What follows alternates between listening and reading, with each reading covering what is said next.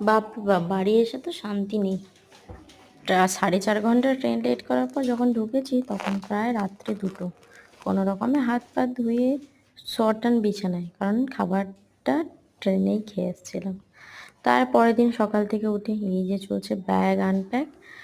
আর ওর পাপা কোনো রকমে স্নান করে একটু মুড়ি টুড়ি খেয়ে বসেছে মেয়ের বইগুলো কভার করতে। কারণ সোমবার থেকে মেয়ের স্কুল, তার আগে সমস্ত বই কভার করে লেবেলিং করে আবার স্কুলে জমা দিতে হবে। তো আমি তো সকাল থেকে বসলে হবে না, কারণ ঘর মোছা একটু রান্না বান্নারও বাকি ব্যাপার আছে। তো সেই জন্য আমি বললাম তুমি বসো, যতটা হয় করো, তারপর আমি শুরু করব। যখন ব্যাচেলার ছিলাম একরকম, বা বিয়ে হওয়ার পর যখন বাচ্চা কাচ্চা হয়নি তখন একরকম, আর এখন একবারে শিরে সংক্রান্তি অবস্থা। যাক, তাও ভালো লাগে এগুলো করতে।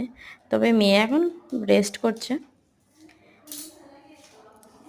বাড়ি যেতে তো ভালো লাগে, এইগুলোর জন্যই আবার মন খারাপ।